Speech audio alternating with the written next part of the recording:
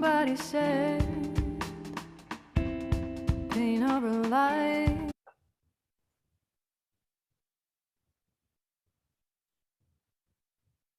brings woe. Sometimes living is more painful than dying. Why does this happen? I don't know. Why does this happen? So what can I do? A girl is holding flowers. She brings the sun to the cold faces of her mom and dad. She looks around and wonders, I don't know. So what can I do?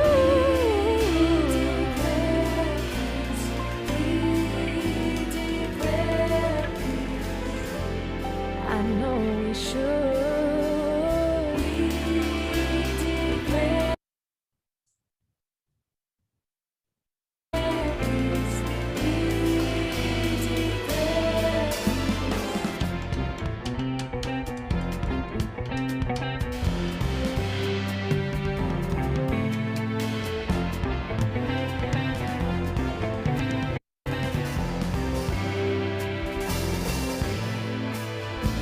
Somebody said to save the life of someone who you love, I must take the life of someone who you love. Why does that happen? Oh, I don't know. Why does that happen? So what can I do? The tears of the girl don't affect the tyrant chasers. Her words are trashed under the globe. Why did that happen? I don't know. Why do we care? Because we know we have the same smiles on our different faces. We declare peace.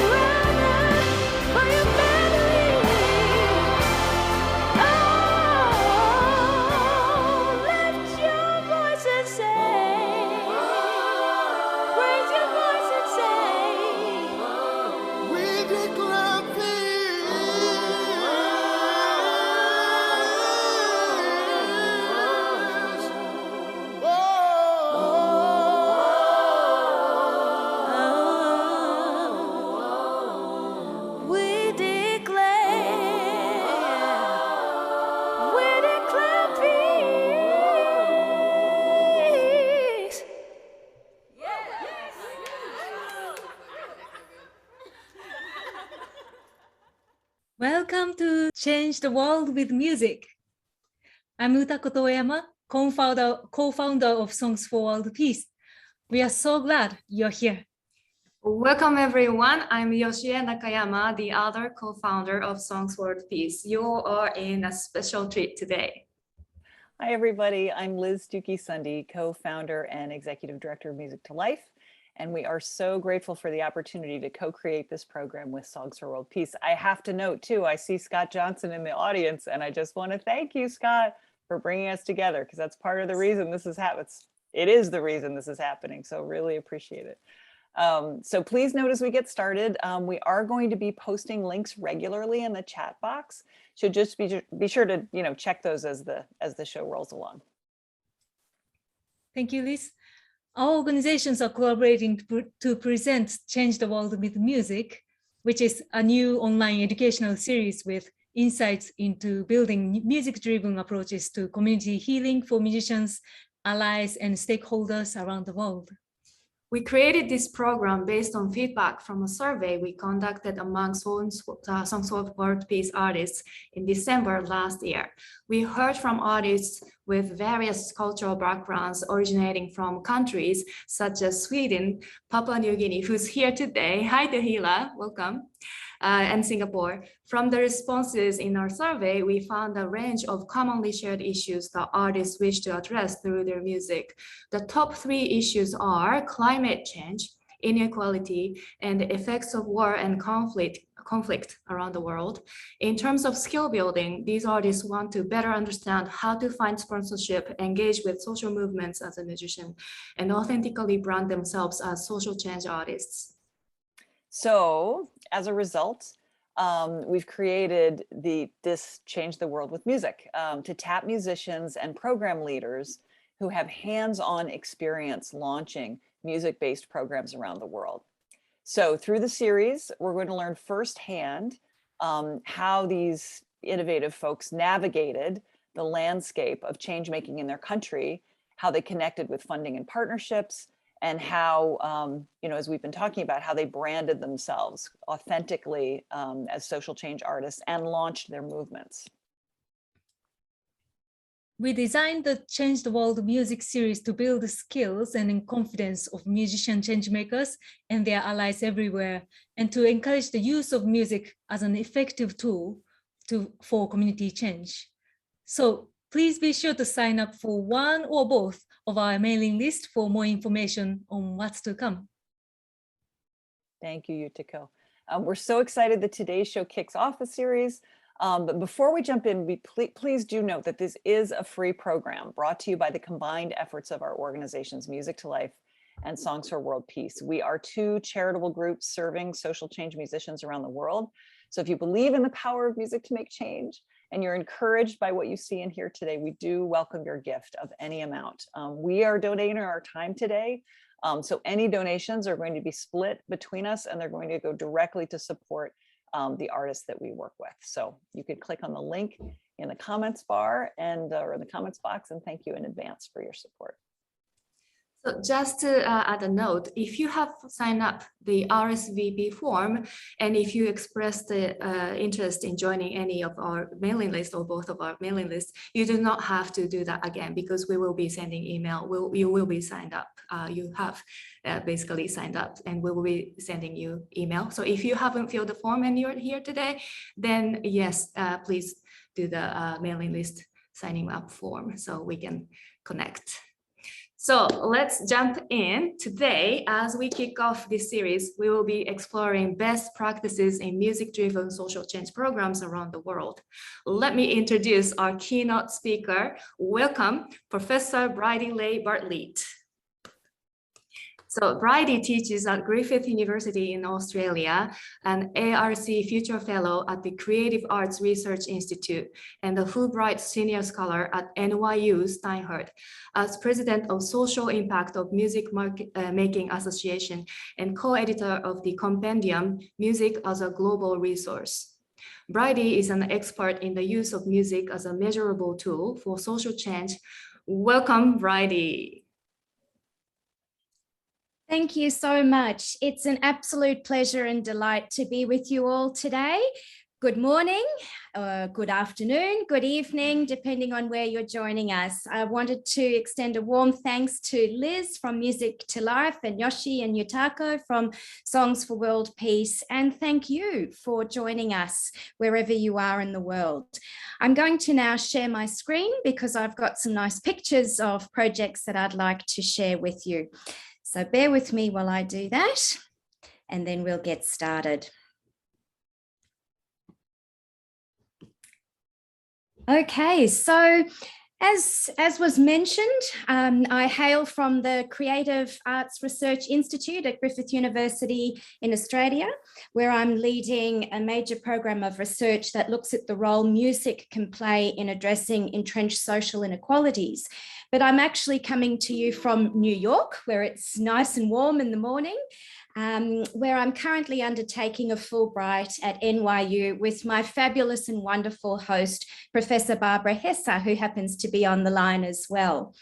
So when it comes to thinking about the role that musicians can play in bringing about social change, and more pointedly, what actually works and why, I've learned a great deal from working alongside Barbara Hesse and the most recent edition of Music as a Global Resource Compendium, which we produced, interestingly, in the height of COVID for the UN's 75th anniversary in 2020.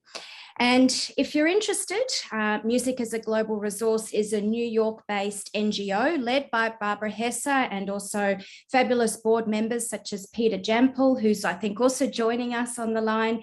And they've been producing such compendiums and hosting high-level UN dialogues and conferences for 20 years. So if you're working in the space and want to learn from the best, I highly recommend engaging with the work that they've done and the compendiums over many, many years. So this compendium demonstrates how musicians, cultural organisations, NGOs and governments are harnessing music's capacity for engaging diverse populations in addressing some of the most complex challenges of our time.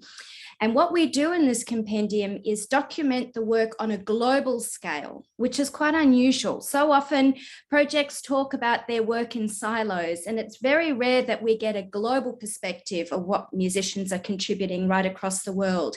And we feature 109 music projects from 54 different countries. And these collectively provide a very powerful picture of the way in which music projects are addressing social, cultural, health, educational, environmental, and economic issues. And interestingly, collectively advancing all of the 17 UN Sustainable Development Goals.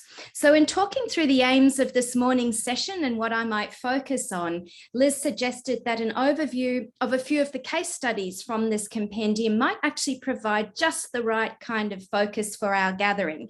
So rather than me standing here and talking in conceptual terms or academic terms, we're all musicians in this call, I think, so we can really talk through some of the real examples that are happening on the ground.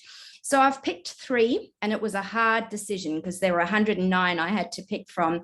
But I think these present really striking and inspiring illustrations of how musicians are making a positive difference, but in very different ways.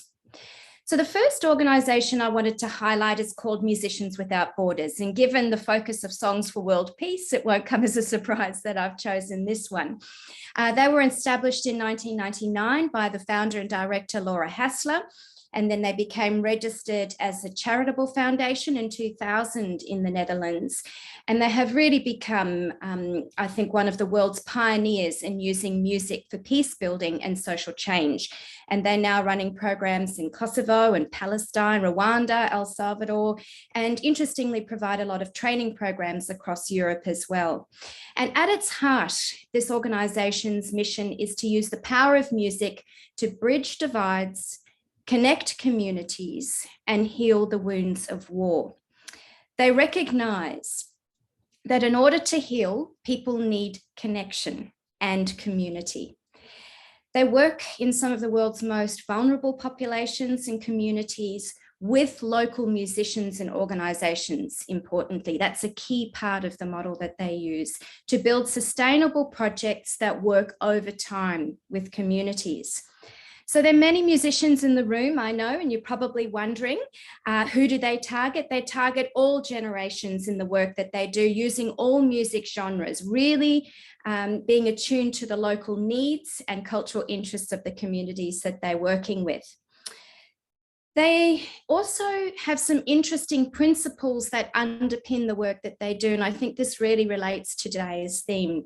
These are working principles of safety, inclusion, equality, creativity, and quality. believing that high quality music making really can lead to a stronger sense of connection and empathy. And that might be an interesting point to pick up on in our discussion later. So what started as the vision and the values of one person, and I know there are some people on the line involved in Songs for World Peace who are involved in one song and saying, how do we actually take this further? How do we build this? How do we develop scale and impact? This is a great example where what came from the vision of Laura Hassler has now developed into a sustained and positive contribution to communities, and it's been doing this for over 2 decades. I think the takeaway for me here is that while music is not a magic bullet, and while music in some of these situations where Musicians Without Borders works cannot stop a bullet, it can actually be a crucial and distinctive piece in the puzzle when empowering people to break free from the cycles and effects of war, genocide, and mass violence. It can create a unique space for creating empathy, building connection, and most importantly, as I've heard Laura Hassler speak many times about, giving hope, active hope. So now I'm going to take you to my part of the world, Australia. And the second example I'd like to share is called the Songs for Peace project, and it's part of the new Roebourne project run by renowned Australian arts and social justice company Big Art, which was founded in 1992 by the playwright and director Scott Rankin alongside John Bakes. Interestingly, Big Art initiates large-scale, long-term community development projects in disadvantaged communities in urban, regional, and remote Australia. And this particular project of theirs is an intercultural music-making project that involves workshops in songwriting and performance. And I know there's some songwriters on the call right now. It's located in a very, very remote part of Australia, West Australia, which, if you can imagine the map of Australia, it's on the northwest coast. It also happens in their local prison, an elders' home, and in a large-scale outdoor performance space in Roebourne. Big Art artists and musicians really seek to find new ways of working with communities that are in high levels of need. And this project uses music to build conflict resolution and community healing to mitigate the effects of long-term intergenerational trauma. In this particular context, there are still devastating effects of ongoing colonization and policies that impact the community. There are very, very complex social challenges in this space. And what they're trying to do with this music program is build skills and a sense of belonging, rekindle dormant expressions of public access to cultural music traditions, as well as contemporary expressions of the community's dynamic music culture. What's really important is this is multi-year, multi-generational music program. It's not a one-off, one-hit wonder. This organization recognizes that these communities are used to people coming in and going out, what we call in Australia FIFO, fly in, fly out very quickly. This is a long-term, deep engagement. And in light of today's theme, the values underpinning this project, I think, are really striking. First, peace needs to be actively built in continuity, not just made. Second, everyone has the right to thrive. And third, it's harder to hurt someone if you know their story. Narrative woven with music is a natural primary prevention. I think the takeaway for me in this particular case study is that this music initiative is working with the cultural assets of communities.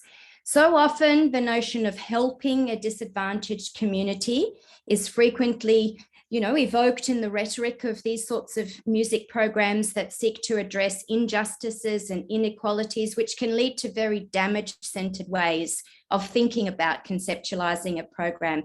This program doesn't seek to fix the problems of the community, but rather works with the strengths-based approach that really harnesses the cultural assets and creative strengths of this community to advance what they see as peace building and community healing. Now I'm going to choose my last example from where I am now, the US. So I'm going from Australia to the US. And this is a very special project. It's called the Angel Band Project. The Angel Band Project provides music therapy programming to survivors of sexual violence, known as SV, and intimate partner violence, known as IPV, as part of their healing process. I thought this might be an interesting example to think about what happens when a song is written from a place of deep emotional connection and what can then grow. The inspiration for the Angel Band Project came from an unthinkable tragedy. In 2009, a young man crept through an open window in the middle of the night at the home of Teresa Butts and her partner. And after repeatedly raping and stabbing both women, Teresa fought back. But according to police, it was her actions that saved her partner's life, but ultimately cost her own. So after witnessing the emotionally powerful singing at the funeral of Teresa, her musically talented family and partner and lifelong best friends were inspired to record them. And Teresa's brother, who's actually a two-time Tony Award winner, Norbert Leo Butts, and Teresa's surviving partner, Jennifer Hopper, joined their efforts. Their aim was simple: to capture the power of music in what they heard to help others heal from the effects of sexual violence. The resulting benefit album not only helped them heal, but gave them the inspiration to create the country's very first music therapy program designed to treat survivors of sexual violence.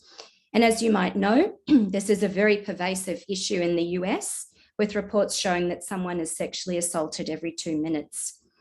So now, thanks to the efforts of what this song writing initiative has been able to raise in terms of funds, certified music therapists are now leading small group workshops across 3 cities in the US to process trauma and to promote healing through music therapy interventions.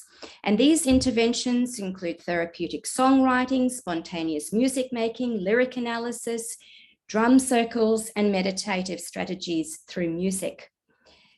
The Angel Band Project's mission is to use the power of music to provide healing, to raise awareness, and to create positive social change for survivors of sexual violence. They strive to meet survivors where they are in their healing process and offer them positive creative outlets in a caring, supportive environment through their interactive workshops, which usually run from 8 to 12 weeks. Their goal is to empower victims so that they move from victims to survivors to thrivers in their community. This, for me, the takeaway is the idea of from little things, big things grow. My favorite song, an Australian song written by Paul Kelly and Kev Carmody, From Little Things, Big Things Grow, written in the context of Australian First Peoples' plight for justice. Here, from these songs, big things have grown. It shows the way in which what can start with something quite small can be grown to something of enormous value and impact for communities. And I also think it speaks to the power of bringing together musicians with different qualifications and strength. I love the idea of music therapists being brought into the mix here with their enormous expertise, being able to work in this context with these survivors in the way that they are. But what really began as a song has become something so much more. So I hope that these 3 examples might have provided some inspiration in different ways to reflect on the idea of how musicians are changing the world and what works. And I'm going to hand it back to Liz now, because I think the next part of our session is going to involve some interesting Q&A, and I'm very keen to hear from some of our audience members of any questions they might have. So we're going to keep the discussion going, but I'm going to hand it back to Liz to take us through the next section. Oh my gosh, Brydie, and I know Yutiko has some thoughts on this too, and she's going to take us through, but I just want to say I could sit here all day and listen to you go through your compendium example after example. That was Amazing. Thank you so much. So Yutiko, go ahead. I know you've got some things to share too. Yes, thank you, Brydie. And it's so informative, and I totally have we resonate as a musician as well. And we've got some time to move on to some Q&A with all of you. But for those watching, please feel free to share any questions you might have in the chat with Hannah. And please feel free to add where you're from in the question and the comment so that we know where you're from. All right, then let's start with the one we've been thinking about. Our first question is that through COVID and conflicts around the world, we have been seeing the challenges that many international organizations like World Health Organizations, the Olympics, and the United Nations face when they are trying to be politically neutral. I know that changemaker musicians can risk being labeled as political when they sing about or start building programs around social change. How would you suggest socially conscious artists and the programs or organizations navigate in this charged environment without being called radical? Thank you. It's such a great question and such a timely question if you look at the world right now. And on a personal level, if I was called radical, which I have been called before, I've been called a radical feminist for the very radical idea that women musicians should have human rights. But I think it's quite a complex question and a difficult question to answer in generalized terms. Very difficult to answer in generalized terms because it's very dependent on an individual musician and their own beliefs and ways of working, very dependent on the context and the issues that they're working and seeking to change, and also the cultural and political context in which they might find themselves. So, you know, I think of some musicians in the world in political contexts, if they speak out and are labeled radical, it comes with very, very dire consequences. It might be that you're targeted. It might even end in being imprisoned or death. Liz and I were just hearing a dancer from Cambodia speak at a conference just a day ago, speaking, you know, not that long ago. There was the Khmer Rouge targeting artists and over 90% of them disappeared. So I think this comes with real consequences, and Free Muse is a really interesting organization to follow online where they're documenting some of these consequences. But in other contexts, I think musicians have a fundamental role to speak up, to agitate, to demand change. And we've seen how that's been very successful if we think in the US, where I am right now, of the civil rights movement. But ultimately, it's going to come down to the individual musician and their own values and their ways of working and what they feel comfortable with doing and what they want to do. Some will want to speak out, shout out, and you know, raise their fists. Others prefer to work in more subversive ways with a message that might be, you know, hidden in a song or hidden in the action that they're doing. And all of these ways we've seen over time and history have actually been successful in nudging social change forward in a positive direction. I think it also depends on what the issue is that the musician is tackling. There's some great thinking around artistic activism where they say the first fundamental rule in artistic activism is you need to know your terrain. You need to know the issue that you are seeking to address. And sometimes that's going to require some very gentle, soft diplomacy with how you might use your music. And other times it's going to be a rallying cry in a march where you might well be labeled radical. And it depends on the terrain and the issue you're seeking to move and to nudge, and how and where you see your role fitting within a much broader landscape as to how you're going to operate. So I think these are careful considerations that musicians have to think about, but ultimately will come down to what they feel comfortable doing, because as I said, in certain circumstances, it might come with grave penalties or grave consequences or even risks. So I think it's a fantastic question, but as I said, very difficult to generalize, because it's going to be dependent on those individual as well as macro sorts of factors. Thank you. Thank you, Brydie. It's while I was listening to you, I was just remembering what my songwriting teacher said. Songwriting has it's like a two-sided of coin. One is, it's like let's say there is a tree, we can draw a tree, but one can also draw a shadow and then say the tree. So sometimes we not saying something intentionally creates that message itself, and then it's totally up to musician and an individual person. Thank you. Absolutely. The good old show but not tell, which can be a very powerful way. I mean, I think of, I'm originally from South Africa, and I grew up through the fall of apartheid. And so my foundations and thinking around music and social justice are very much informed from the soundtrack of how music was used to rally people, to organize people, to fight injustice, to bring about change, and to imagine a different future. But when I look back at some of the songs, there was a lot hidden in there that you wouldn't hear on the surface, but very clear organizing messages that were, as you said, shown in the shadow rather than explicitly shouting about the trees. So it's a tool that songwriters know well, but it also really speaks a lot to the space of social justice and also artistic activism. Yeah, totally. Thank you so much. We got one more, and then let's see if we have any audience questions. And here is the second question. So in addition to the politically charged environment, social change musicians can also be discouraged from engaging their communities because of the limited or non-existing resources.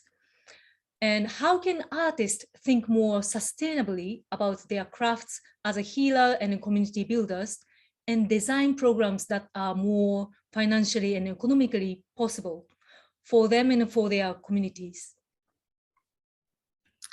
It's a great question. It's the, excuse the pun, $1 million question that I think musicians are asking those who are working in this space, but also those who are working across the board. We've all seen the livelihoods of musicians decimated with COVID, and in so many parts of the world, very disappointing levels of support from governments and other places where you thought you might find support, which speaks to this whole issue of how the work of musicians is ultimately valued.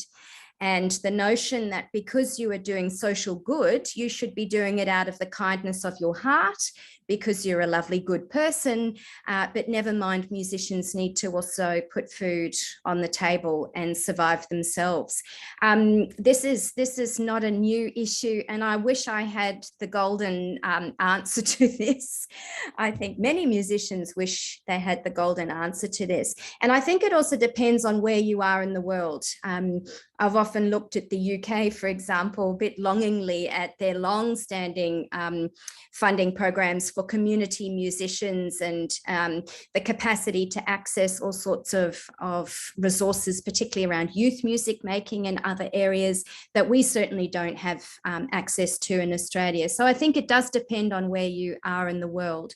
But what I'm observing now is, as musicians are working across a wide range of different sectors and contexts, from health to education to local environmental issues, there's scope to broaden where they seek funding from beyond simply the pot of arts funding, which, let's face it, is pretty small in most contexts and countries, and also opens up a lot more private opportunities for funding. And so I think that there's really scope to think quite creatively and laterally about the different places in which musicians might be able to work, therefore opening up potential funding and income sources and whatnot. I think the other thing to bear in mind is this work is so often done for musicians within the context of a portfolio. One of the major projects we recently completed a couple of years ago in Australia looked specifically at how musicians are developing portfolio careers. And we saw that this kind of work fits within a portfolio of other activities, from teaching to performance and a raft of other, projects and things. And so this might not become the sole source of a musician's income, but it might actually become a really important part of a portfolio that then enhances other areas of the portfolio, and it becomes quite self-generating. So rather than thinking about this as the primary source, as I said, I think it's really interesting to think about how this fits within a portfolio. But I also think there needs to be lobbying and efforts to also recognize that this is significant, highly skilled work for musicians. And yes, people are doing it with an intrinsic desire and belief about the goodness of it, but it doesn't mean then that they're devalued and their work is just simply expected to be done for free. So there's also work, I think, around policy, and there's a role for researchers such as myself to be able to help pinpoint the value of what musicians are actually bringing to communities, but also to economies that need to come into the mix. But as I said, I think thinking across sectors and thinking in portfolio terms is probably where it's most realistic at this point in time. I think that's such a great point, Brydie. And I know you and I have talked about some of the work that Music to Life does, and how one of the first introductions to what you're talking about that we do with artists is we introduce them to something called a stakeholder map, which is, in any given issue, there are many intersecting circles, and many groups that are affected, and many organizations that are working in and around that issue that you wouldn't necessarily think of right off the top of your head. If it's the opioid crisis, it's not just the clinic that's affected, it's the high school, it's the local municipality or the government organization, it's the public health sector, it's the, so I think that's really, because my next question, and I do think we might have some questions in the group too, but my next question just had to do with sort of how do you think beyond yourself? And you started to talk about that in terms of this larger portfolio, but I'm curious too. I don't know if artists are feeling this way too on the call, but we've run into artists that are a little more shy.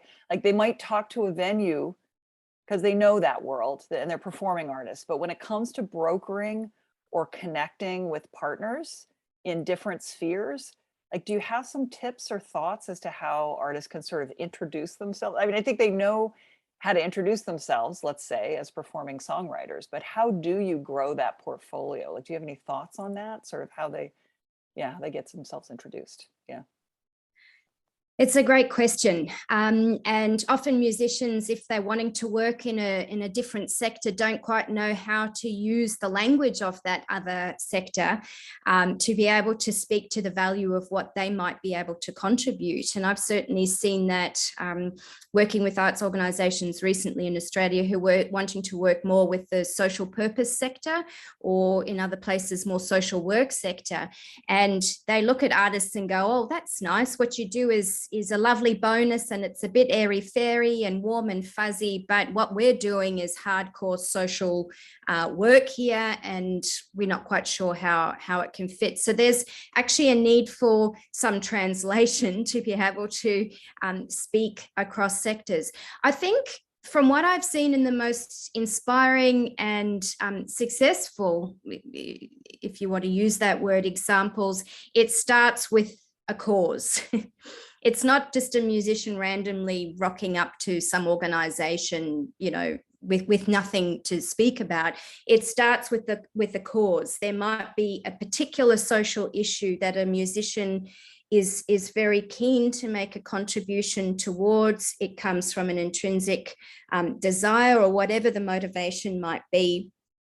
And it's a matter of then looking within their local community as to who is who is working in that space, who are the organizations working in that space, so that you're actually coming with content and substance and saying, I see what you're doing, and I think that I might actually have something that can complement with what you're doing with different creative approaches. And can we sit and talk about how we might find a path forward to collaborate on this?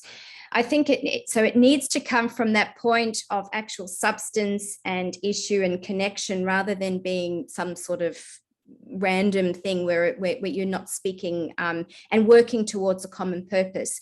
And then I think musicians also need to think about how they speak about the value and the benefits of what they might bring. So often we want to say, oh, well, trust me, it works. I've seen it, it works. I think musicians then also need to do a bit of research in terms of understanding how that particular issue is playing out and how it's being responded to, so that they can actually find some connection points in the language that they use. But like I said, it needs to come from that point of substance and connection.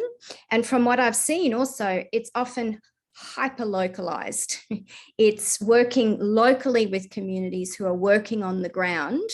As a starting point, often these big multinationals, if we think of Musicians Without Borders, actually start from a small grounded place that then grows big, rather than let's knock on the door of the UN and see how we go with that. So those are some of my observations of that.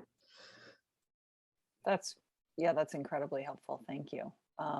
So we do have a few. I think we've sort of answered one of the questions from Emerson, and I'm still trying to figure out how to best ask you Madeline Crawford's question. Hannah, do you want to take a stab at that? Yeah. Yeah, so I'll just thank you everyone for just sending me your questions. It's been, and like some people have also been sending me links to articles and little side notes that they've been thinking up while Professor Brydie's been doing the presentation. So yeah, well, Liz just mentioned Emerson Gale's question, so I'll just go ahead and read that out. They've written. Oh, hi. Hi, everyone. This is Emerson Gale from Stratford, Vermont, USA. Thank you so much for the invaluable work that you are all doing. My question is, how can we overcome our organizational silos to have more best practices sharing and the like between musical empowerment organizations? Is there a collaboration or toolkit methodology that you would recommend? Emerson, thank you for your question. You've hit the nail on the head in my observations of how this work is operating. It is so fragmented. I thought, oh, maybe this is just an Australian issue. Maybe it's just fragmented in Australia and the rest of the world is hyper connected. But talking to people here, and as I mentioned at the top end, talking with the great Professor Barbara Hesser and Peter Jampel about this, with years and years of experience looking at programs across the world, this fragmentation seems to be a phenomenon everywhere. And I think it's doing us a disservice. I think it means that individual organizations are struggling to survive and sometimes reinventing the wheel, feeling very isolated and quite vulnerable.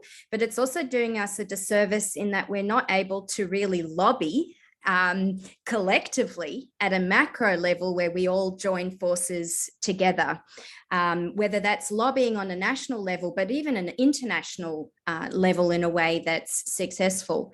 And I think this comes about also because of the nature of our practice. We are often working, as I said, in hyper-local ways, and that's one of our greatest strengths, but it also means that we're then working in silos and not connected with one another.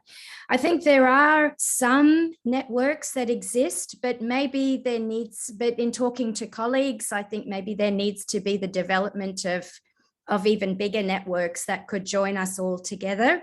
I've noticed there's a guild for community arts education here in the US that I've looked up, and they seem to be connected to some. Music as a global resource, as I mentioned, the NGO that Barbara and Peter have been involved with for many years has over the years brought organizations together to share practices, and the compendium that we co-edited was designed with that purpose in mind, so that people become aware of other organizations, they look them up and they actually write to them. But I still feel like there's an opportunity here, and there are conversations happening at the moment for whether there's capacity to build something greater, because you're absolutely right. This fragmentation isn't helping individual musicians or arts organizations or our capacity to lobby at the national and international level at the moment. So I totally agree with you. If you've got some suggestions, Emerson, let us know.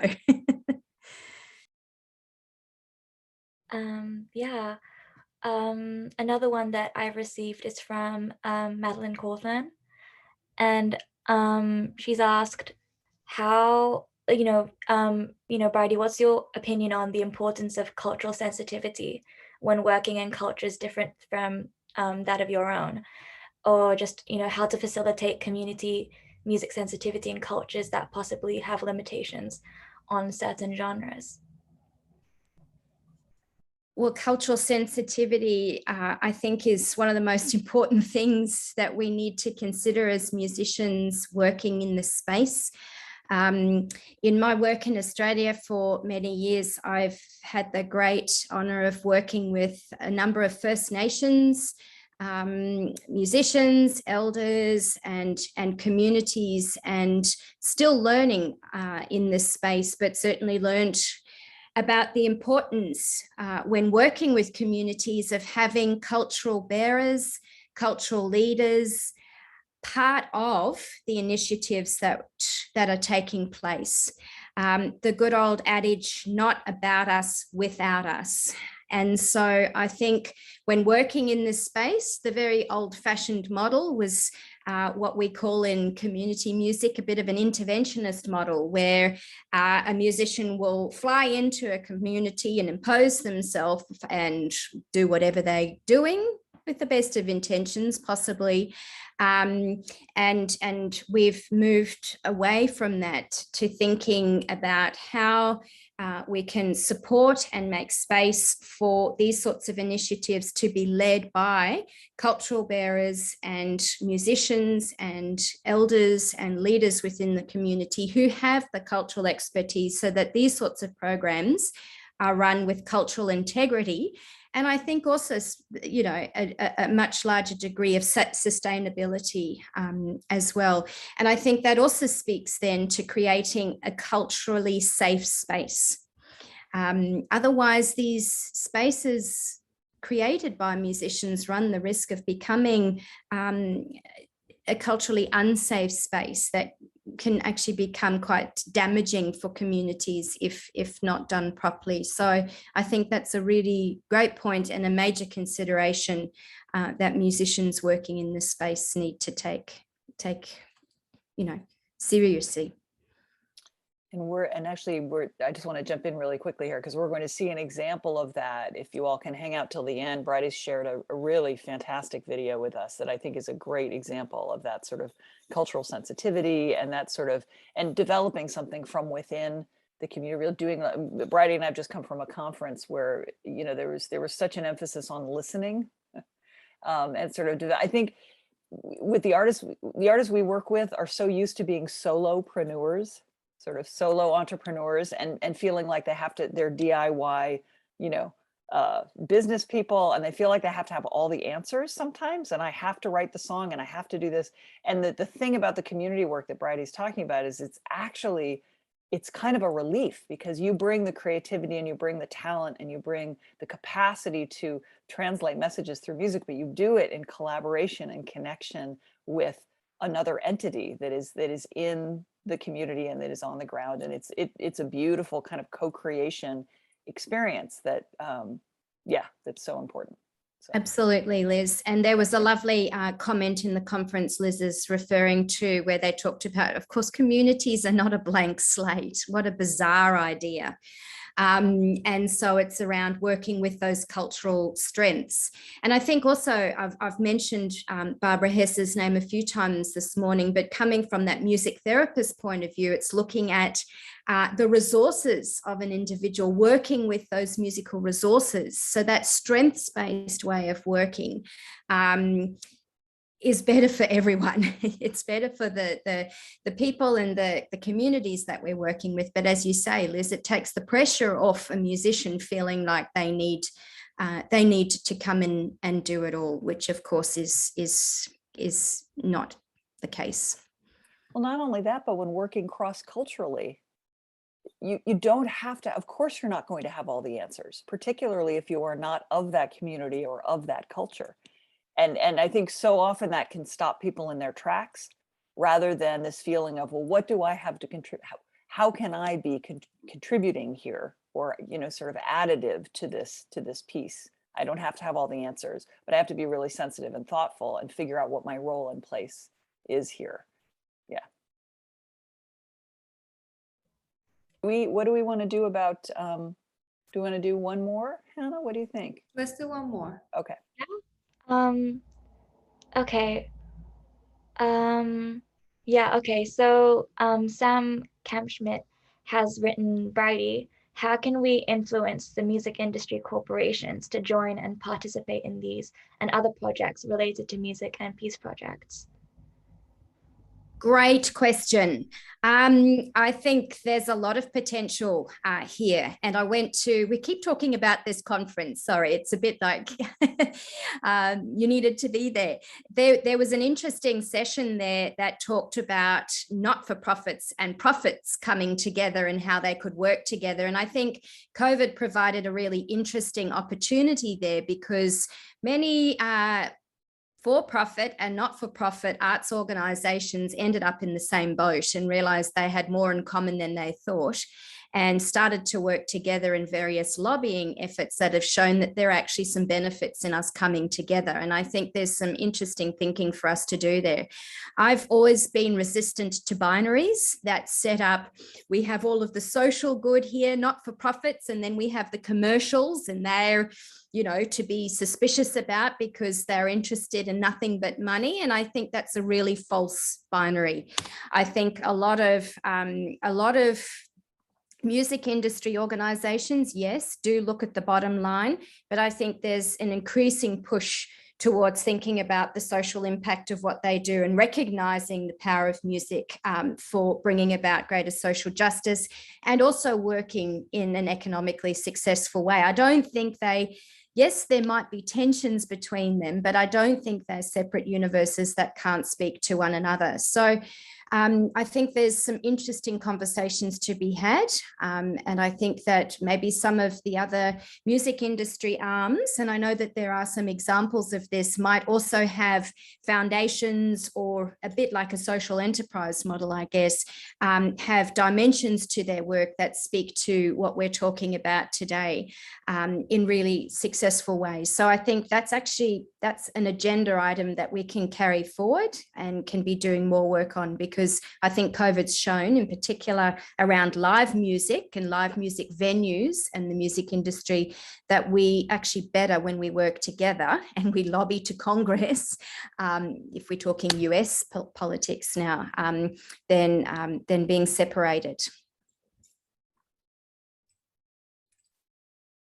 All right, thank you. Should we head into wrapping Yes. up and sharing this really fun video? All right, thank you, Brydie, and then thank you everyone for joining us. It was so inspiring and informative exchange with all of us. Thank you. So we will move into to this video in just a moment, yeah, so hopefully you can stay with us. Yeah. So please click the link you're seeing in the chat for a quick survey. We'd like to hear from everyone about your experience today, and especially from the artists. topics you'd like to learn or discuss in the future programs. This is a series, a kickoff of a series. Yeah, we're excited to continue the series in the fall, and we do want to make it as useful as possible to everyone here. So, and I have to remind you again, we are going to keep offering these programs for free through our combined efforts. So if you're able to offer a gift in any amount, we welcome it, so we can continue to support change makers around the world. Yes. Another huge thank you to Brydie for joining us today. And now for your closing video, can you tell us about it? Sure. It's my great pleasure. You might have remembered I talked about the Australian example and the Songs for Peace project that's part of the new Roburn project that Big Art run. And we've got a clip here from their Songs for Peace concert a few years ago. I particularly liked this one. It has actually happened in subsequent years and even this year as well. But this clip brings to life the context, the people, the voices, the songs that were written, and I think is a really inspiring finish to the conversation we've had of the power of what music can do for communities, working with the cultural strengths and the creative assets to really harness positive social change. So I hope you enjoy this clip from Australia to close our session today. And thank you so much for having me. It's been a pleasure and an honor. Thank you so much. All right, we're just going to close with this clip, everybody. So really appreciate your being here, and yeah, thank you. Carry on. Thank you again, everyone, and thank you, Brydie. See you all next time, and now let's watch the video.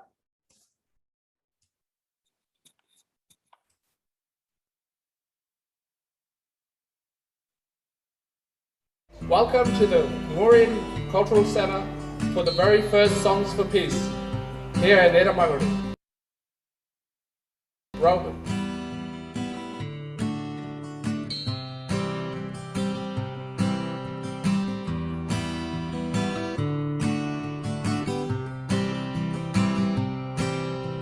Clouds are rolling in, holding on, such a lonely road. Lightning strikes, it wakes the land, what a lovely sight. Sit back, relax, be chilled, and please give a big Robin welcome to the Murray Band for Songs for Peace.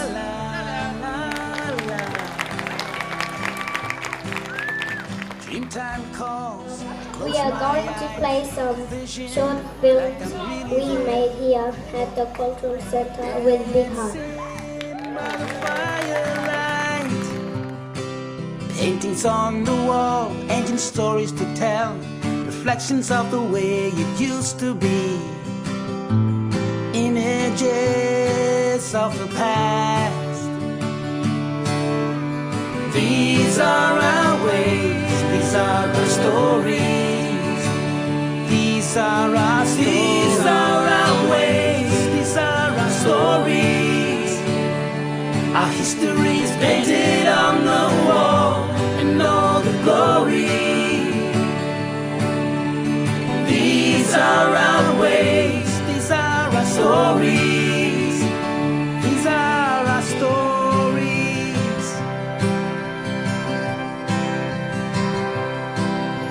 From the rusty ranges up in the budget country and its ancient gorges, open hidden stories, to its harmony tops, hiding in cold winter clouds, and its rivers flow down to the lowlands. From there the waters flow down the Fortescue River Valley, where the engine burned behind walls at the time when the world was soft, and Billy holds the morning star till its first light, and the one good song that goes into nighttime. This is my land, another from the rusty ranges to the big blue sea. This is my land, another from Carigini, Nanganyoga, Morajoga. My land, another. One more time. This is my land, another from the rusty ranges to the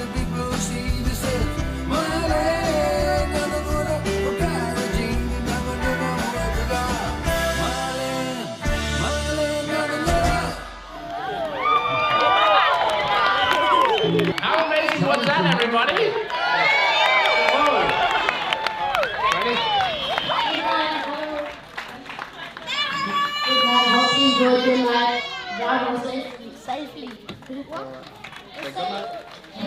No.